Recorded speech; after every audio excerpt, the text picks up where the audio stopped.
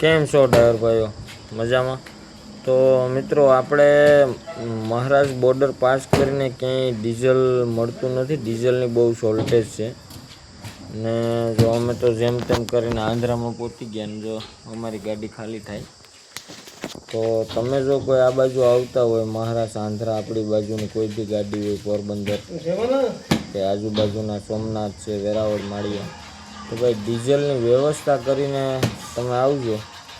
અહીં ડીઝલ ક્યાંય મળતું નથી, બધાય પંપ બંધ છે ને જ્યાં કોઈ આપે ને તમને રિલાયન્સના પંપ એમ તો 5000ની ઉપર ડીઝલ ક્યાંય દેતા નથી. અને 5000ના ડીઝલમાં તમને ખબર છે કે 400 લીટરની ટાંકીમાં 5000નું ડીઝલ નાખીએ તો આપણે કેટલી ઘડી હાલે. તો ડીઝલની બહુ શોર્ટેજ છે. ભલે ગુજરાતમાં બધા કહેતા હોય કે ડીઝલ મળે ને આમ છે ને તેમ છે ને, પણ આ સત્ય ઘટના છે. જ્યાં મારી ગાડી ખાલી થાય આંધ્રપ્રદેશમાં કોયલગુડમમાં હું ખાલી કરું, પાછળ હાઈવે છે આપણે દેવરપલ્લી વાળો, જોલી ગાડી જઈ હાઈવે છે. તો ભાઈ જે કોઈ આવો હોય તમારી વ્યવસ્થા કરીને આવજો. ને બાકી છે ને, અને જો વિડીયોના માધ્યમથી કોઈ આપણે જોતા હોય વિડીયોને શેર કરજો. અને બાકી તો આમાં છે ને હવે આપણી પાસે એક જ ઓપ્શન છે, હડતાલ. ગાડીની ખરેખર હડતાલ થવી જોઈએ, કેમ કે ડીઝલના ભાવ વધી ગયા બરાબર. લીટરે 3 રૂપિયા ભાવ વધ્યા, પછી ભાડા ઘટી ગયા હાવ.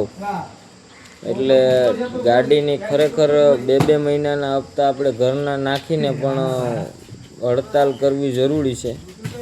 ને હડતાલ કરીએ ગાડીની તો જ આપણે આમાં, બાકી આપણો ટ્રાન્સપોર્ટનો ધંધો હાવ ભાંગી ગયો. હવે ટ્રાન્સપોર્ટના ધંધામાં કંઈ કાઢી લેવાનું છે નહીં, નુકસાની જ છે ફરતી.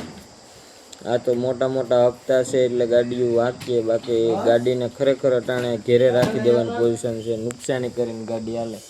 જ્યાં હું લાદી ભરીને આવ્યો તો કોયલગુડમની, એટલે જેમાં 600 રૂપિયા ભાડા ઘટી ગયા ને લીટરે 3 રૂપિયા ડીઝલના વધી ગયા.